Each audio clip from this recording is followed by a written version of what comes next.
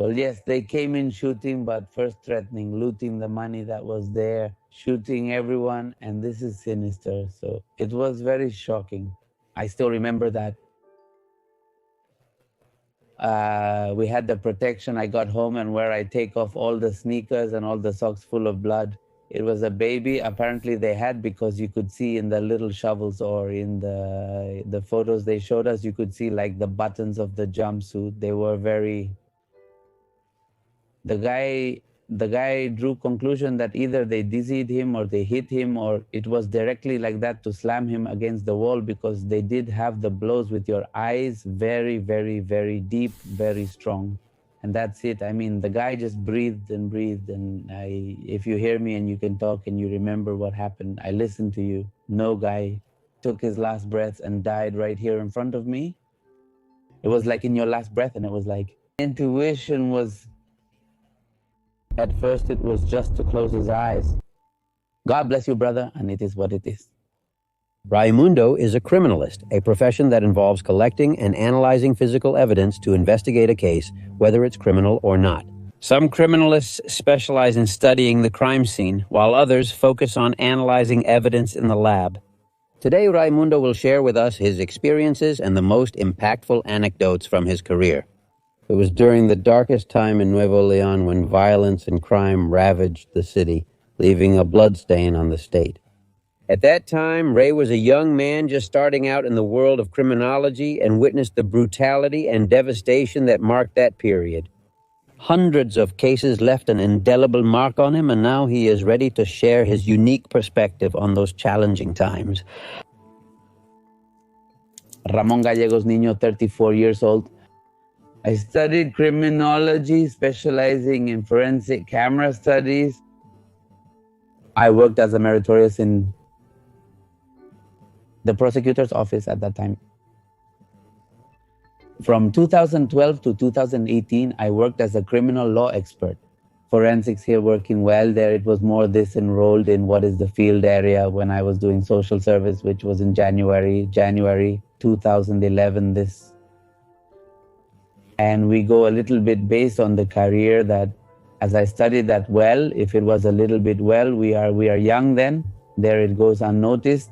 Then there are many things that you pass, but already entering what was to do the social service, it was like, it caught my attention a little bit more. The field career, that the first time they took us out, they took me out, there was an expert there in the area, and I remember he told me, who wants to go out? Then it was like the only one. We used to go out like at 4 or 5 from the social service. Then I raised my hand that no, well, I go, I accompany him, and he tells me, well, come on, let's go. I didn't even know where we were going, if we were going to some errand or something really, like my mind was not what I was really going to do the service there. Then already entering there, we arrived at what was my very first case, which was a bank robbery, in fact, here in the center. So there it was like I linked the career a little bit, because we did like practices, in theory, really well, yes, I'm not saying that also. I didn't always study it, but I did carry it out. So entering what it was already in that area, I just remember they started taking pictures. I was watching, he tells me he had already left. And I know it's the first time I tell him with his group, it's the first time I'm here. He tells me, okay, well, we do this. They just reported this robbery to the bank. We take pictures, and supposedly they entered here, robbed what was just this box and took it. So here we have to look, take out. I remember they took out the little suitcase to take the fingerprints and all that. So then he started explaining to me. And I started getting involved and said, I know where I am now. So then it was a bit like I started to like it. From there, we finished that case as a police officer and all the show. They already reported what had happened, and then later we went to another robbery at a house in Washington. And from there, I remember they made a call because they don't know we're going to finish quickly, because they just reported, we in code say 5-1 by 5-9, which is, well, like dead by gunshot. Then From there, we left. I didn't know that those units were with Open Siren and everything. It was like something else that caught me. And from there, it was like, wow, where am I? Or it's like, it's where I like more than anything here. I delved through the mental program of crime scene investigation. Then it was like, yes, it caught me. I wanted to see what's up. But well, being inside this medium, it's like very different from reality totally. So getting there, that they sent us to that homicide, it was like, wow, it was right in my thing, in my very essence, as if we say this colloquially, and being there as it was social service, really, we don't have like a protection, sure, all those kind of things. So like, they limit you a little bit, you know, that you just bring me the bags, bring the boxes, bring the bags, the clues, and here we wait then. I was just there, attentive to see what fish would come my way, and the boss was this one behind, and there are the media, and there are the media, and this one behind, that they don't see you and cover yourself. I mean, like, they limit you a lot, and it was like that. In part, that group was like not to dislike me, but it was like that, like nothing. Well, you want to learn, you want to have an experience, and it's like they hold you back. I mean, like, they don't let you. You can understand them based on the area they are protecting and safeguarding for you. That was the first case that I got as a homicide, quite strong. Even at that moment, there was a movement, because supposedly there was going to be a shootout and everything, because all the units were deployed and go over there, as it was almost on the little hill. Everything was covered with units, so it was like, take shelter, come over here. You stick to the wall, there are the means, it's going to get messy, and then that's it. One of the bosses told me to come over here because it's going to be safer here. If something happens, everything is under control. We finished that case, and it was like on that first day, it was something like that. For me, it was exciting, and at the same time, it's like I already know where I am, so it's going to correspond to me, well, to get a little bit into it, to see what's up. After immersing himself in the world of criminology, Raimundo gained a broader view of fieldwork. However, nothing had prepared him for the harsh reality he would face. He soon found himself at the center of some of the most shocking and terrifying crimes in the history of Nuevo León. On the front line, our guest witnessed the rawness and violence that had shaken the region. In shape, well, according to everything, that was the year from January to June, July, which were just 6 months of social service. I was there with him. I started to get scared with several experts, with several graduates, with the coordinator. So it was like, hey, I want to keep going here to keep learning. And well, yes, later on you can start working here. He says, no, I did, but you're aware that there's no pay, you're not given anything. And yes, no, totally. I mean, I know it's meritorious, and that's how you start. He says, well, if you want to come every day, or if you have any special group. I like groups 2 and 4, but I'm not sure if I can attend both. They used to work for 24 hours and rest 3 days, which was group 1, group 2, so it went all day long. So it coincided with group 2 resting, and then I would go to group 4, where curiously I started to get what was heaviest after 2011. That was before what happened in that period when the Sabino Gordo incident happened, was around June of 2011. And it was like one of the cases that impacted me the most. Well, I mean, previously I had already seen homicides and everything. So when we got that case that was in group 4 that time, the Sabino Gordo incident was like, there I said, I was most impacted when I saw a couple holding hands. That was when the bursts outside, I think, had also hit the seller there, who was outside, part of those inside the bar and all the show. So it was very shocking. And what impacted me the most was that seeing the couple holding hands, I think were already doing the interview work and all that. It was like, well, yes, they came in shooting, but first threatening, looting the money that was there, shooting everyone. And this is sinister. So it was very shocking. I still remember that. I mean, we brought the protection. I got home, and where I take off all the sneakers and all the socks full of blood. I mean, it was all the immense lake of blood in the area, which, well, like, uncle was the one that impacted me the most, which was one of the first ones that touched me, being like social service. After that, well, yes, it was more like, for example, Jenny Rivera's, where I was also there, not present at the very plane crash, but yes, time after. I remember that the date of the bad plane crash, I was in Michoacan with my family, and I didn't return until Tuesday. And during that time, I remember thinking, well, no, nothing is going to happen to me. So one also from the side of being there, as if under the microscope, wanting to come out in those types of events. So it was something like that. I said, well, let's see. Already going on guard? Hey, no, they are still there. The investigations over there, I mean, all the units, 2-3 units are going every day to investigate and rescue skin remains, bones, parts of the plane, all that. So it was something like I said, well, then it's going to be my turn. Yes, said and done. I arrived when I was already coming back from my vacation. Hey, do you know what? No, well, get ready. There's this case. You didn't know the plane doesn't fill up. And no, well, yes, I did know. He says, well, we're still going to be fine this week. He says, so that you get on the ball because you're not going to have your breaks. So I think they did it. I think even, well, we call them imaginary guards, which are supposed to be your rest. You just went and covered a certain schedule and then you retired.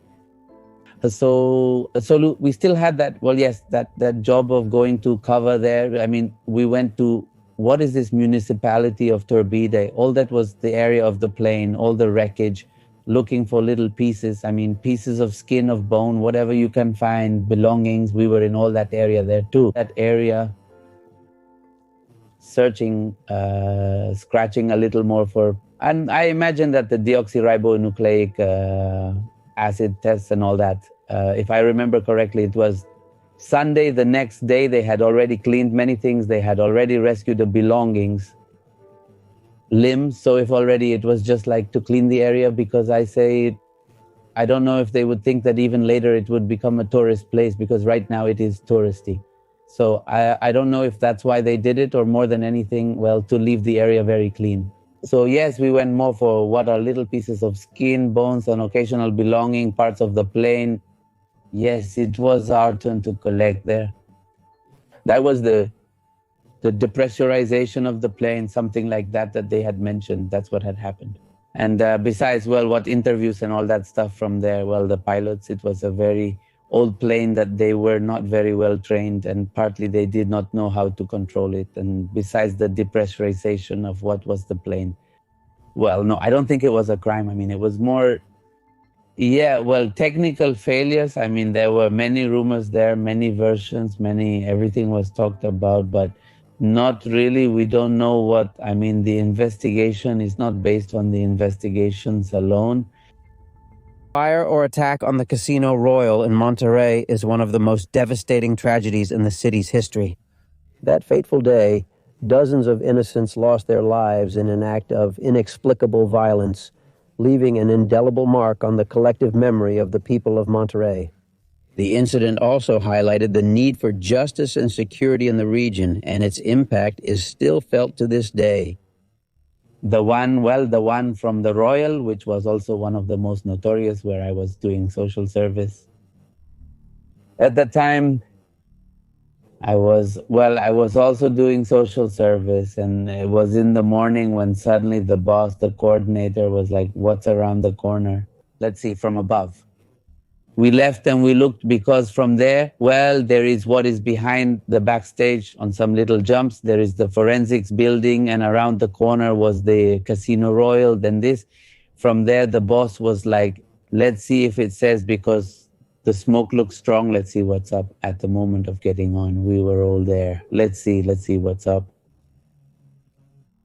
Well, yes, the situation did look a bit serious then. It wasn't even 5 minutes when he received the call, and it was like, boom, he cut off from what we're going. What's up? Suddenly the security, okay, we've already sent the units for support. Then until later we got off.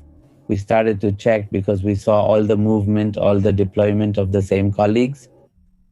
And then it was the coordinator. He says, it seems that already, he says there were people inside. He says, and several have already come out. Already 5 some, that's what we call them, which is the deceased person. He says, there have already been several deaths, so well, already at the deployment. Already being in the area, I say, what's up? To the person in charge. Are you staying? And yes, I'm staying, no problem. I know something strong is coming, but you know what? We just got a report of a homicide on every right. And maybe he says, if you stay, help us out by going with the colleagues. And I know whatever you tell me is community service, you get to what they ask you, right? So it was like, no, it's okay. I'll stay. I remember I called my mom. I told her, you know what? I told her the situation is like this. I tell her it's a bit heavy here in the casino.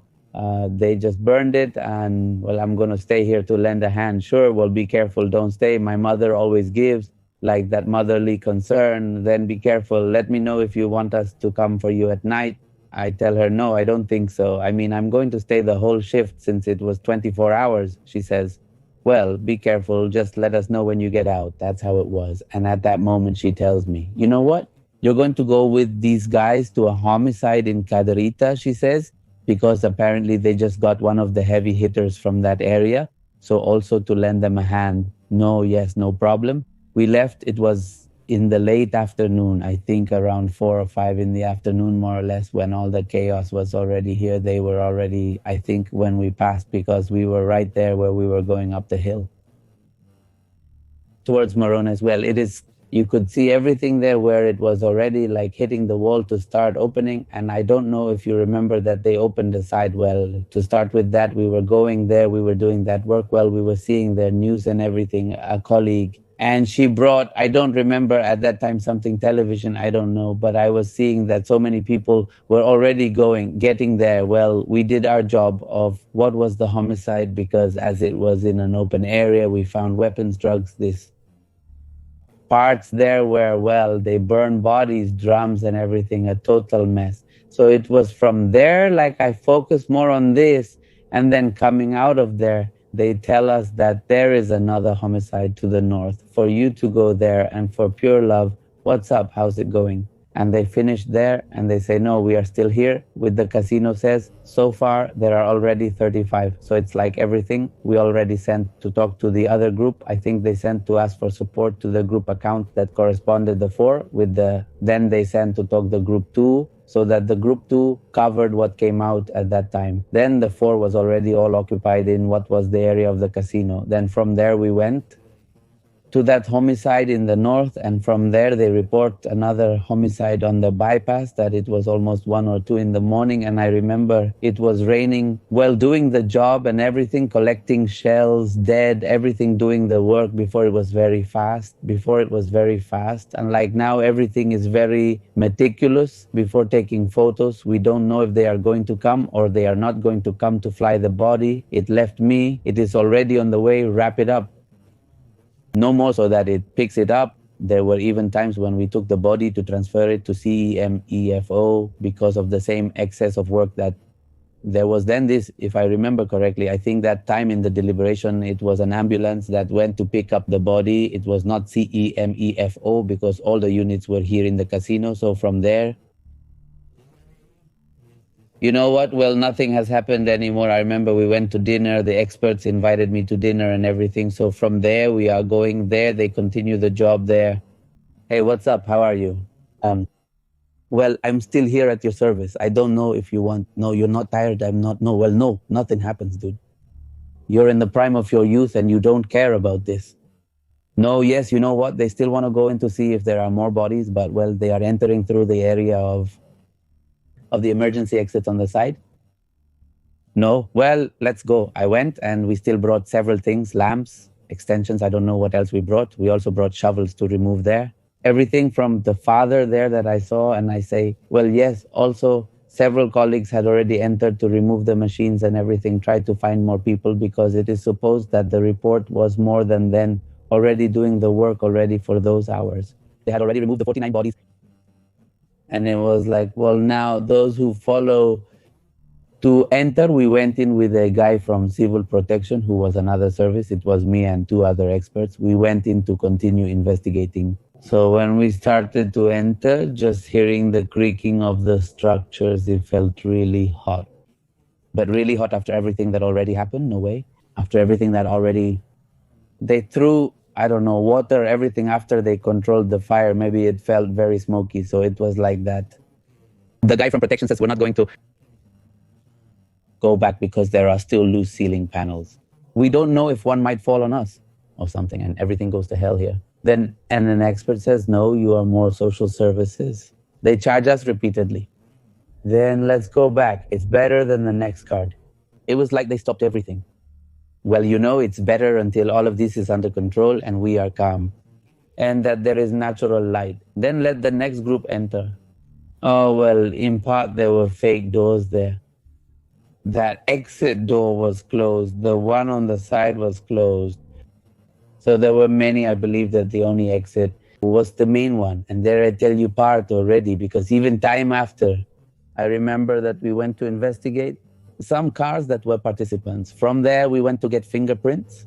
In one of the interviews, the ministerial mentioned that apparently they had lost control of that key relatively. It wasn't against people, it was just to scare the owner because of the fee they always ask for and he didn't give. So really to these, well, yes, one of them did mention that it got out of hand. It wasn't like that. It wasn't like that at all then.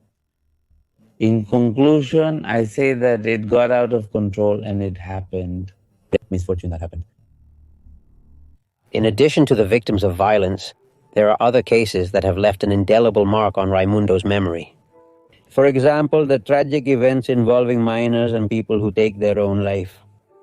Unfortunately, these figures continue to be an alarming reality in criminal statistics. Every crime scene that Raimundo has attended has left a mark on his memory. I had several, there were several there, but they were mostly from asphyxiation. One that really stuck with me was about a girl. Well, it was cold weather and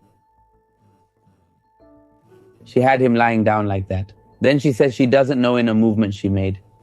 She covered him all up, and now that she woke up, well, the child had all the symptoms, purple lips and everything. So after doing the investigation, it was more due to suffocation.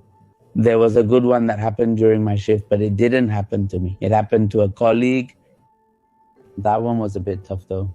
It was a BG. Apparently they had, because you could see it on the little back. Well, in the photos they showed us, you could see the buttons of the jumpsuit. They were drew the conclusion that either they made him dizzy or they hit him. They slammed him forcefully against the wall, resulting in severe, deep injuries from the powerful blows. In the photos we saw, I didn't handle that situation. It was my colleague in the photos that were shown to us. That matter was a bit intense. I didn't know what happened afterwards. I just got closer out of curiosity because we were all shocked by that event that had happened to them. Several of them happened to me. There were many among them, kids of 20 years, 14. There was one very noticeable. I vaguely don't remember, but my mom says I have it. She has it very present because of how I reacted to that situation. And then they're looking like that. I found some photos. I took work home, take me to work home. So there you had files and everything. Then I remember that I saw that person. I saw the minor, 15 years old. The girl had, and my mom tells me, hey, it left you really traumatized. It left you, she says, I don't know why. She says, but you fell into depression, you were traumatized, something happened, because I think they even came to sweep you and everything. So, well, yes, seeing the photos, I do remember that he did, it was with a clothesline, he hung himself and everything and let himself fall. And it was like something that impacted me. And more I think because of most of it was because of depression problems, that the parents didn't pay attention to her, all that stuff. So yes, many were suicides. They were suicides after all. There were many of them aged at 16, 17, and 20. One, yes, because of problems with the woman, all those kinds of things were like more like colloquial, so to speak. Well, within my career, that is like because of personal problems, they take their own life. The one that impacted me the most is that my mom is the one who helps me with that memory, because I say that of how shocking it was to me that I totally blocked it because I didn't remember until recently when I found some photographs of the job I had there before. Undoubtedly, organized crime offenses generate the most work for criminalists in Nuevo León. From macabre crime scenes to places where unimaginable atrocities have been committed, Ray has seen the worst of humanity. Organized crime offenses such as kidnappings, homicides, and massacres leave a trail of violence and pain that requires a thorough and meticulous investigation. In his work, he has had to visit places that seem like they're out of a nightmare, safe houses, execution fields, and other sites where organized crime has left a blood trail. Each case was a challenge, each scene was a test of his skill and experience. In Juarez, we often had to carry out searches, those types of houses. We even got caught in a shootout that time. From there, I was already working. I was already a forensic expert. Remember, there were about 40 units. I don't remember if the civil force was already there.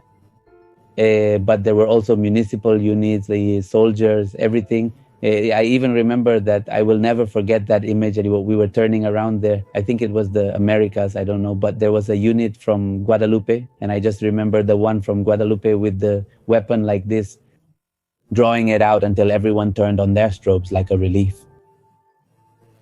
Because it was a huge convoy where we were going to do the searches. I remember that time when we started arriving in Juarez, the deployment started and everything, and we just heard the first shots, and it was with colleagues in our rhyme. I mean, this is going to get heated, it's going to get hot, and they take cover. I mean, behind the engines, stay there. 5 people were there, in that unit, and other colleagues, and that's where all the shooting started. I remember, there was the truck. You realized that the streets were like this, and we were on this sidewalk, and here we were sheltered behind the unit. I remember hearing a screech, and I go back. I go to what is the part of the box behind, and I just see a black truck coming, but at full speed, and boss, a truck is coming from this side. 2 well-armed colleagues are going to come and everything. Then where it already stops in the truck, it was a mother who had also been touched by all the mess. And when everything ends, yes, there were the 3 dead there. What? In that house was a safe house, but really, it was like more to burst points. It was what was more the job to do. They already had a house located. They had a detainee. That detainee let everything go. We located that address, and from there, then what was the job was done, but we already went with search warrants and all that role. This is how it is investigated. Not very thoroughly, because after all, it is a fight between them. Simply just one as an element or authority does the job of not leaving the trash, so to speak. It's picking up the trash. Let's investigate. If we can rescue something, we rescue it. If not, we have to. It's a fight between them. We know that the squares between them are fighting. It's very much reduced to those words, but yes, in depth, unless they've screwed over someone important or interesting, it's like it is investigated more thoroughly. What was the relationship? Why did that issue occur? All that kind of stuff. Rai has witnessed scenes that transcend imagination, and although he has seen the worst of humanity, there are also specific moments that have marked his life and his career as a criminalist. I have a case that was more accidental. We cover more those types of events. Forensics covers what are natural deaths, accidental deaths, accidents. In terms of everything related to traffic, there is an exclusive department, but what is already more field work for natural death is just to rule out that there are no signs of violence, and from there take photographs. You know what? There are no signs of violence. The work that falls to CEMEFO, or simply, I don't know, a doctor who issues a death certificate. And in the accidental ones, there was one that did. It impacted me because a ton of cardboard fell on the person. Everything you can imagine, it was something like that. One of the most shocking ones I had while I worked there.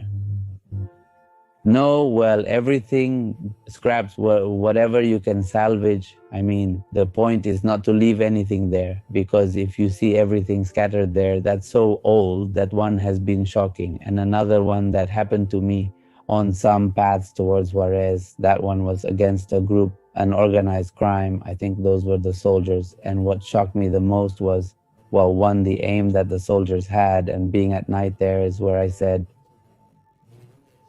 I respect these guys who throw themselves between paths. One that shocked me most was a guy in the thug's truck. And from here, all the shots in the face. It was such an impact to me that from here, all this, I mean, his whole brain opened up here, the weapon like this, and there he stayed. It was like everything was shocking. Mother, what aim from the elements. And it was one of the ones that was also very shocking to me. Really many cases, the Topo Chico prison, the Topo Chico prison too. That one, I remember they called us at like 1 or 2 in the morning. I was going to work the next day, but they called us before. It was like 1. And I already have, my boss is like my guard boss. And from there, he told me, you know what? How long can you be in the office? There's chaos in the prison. We don't know exactly what's going on, but supposedly there are already more than 10 women. If people who are already coming say they have to work tomorrow, but we need them now, how much can you accommodate? Well, give me half an hour. I remember that I lived in what is Independence up above. The office was nearby. So I said, you know what? No, give me half an hour and I'll get there, right? It's good getting there at the office. It was like, keep coming now, assemble your unit. Well, they were your boxes with clues bags, everything that is corresponding to your work team.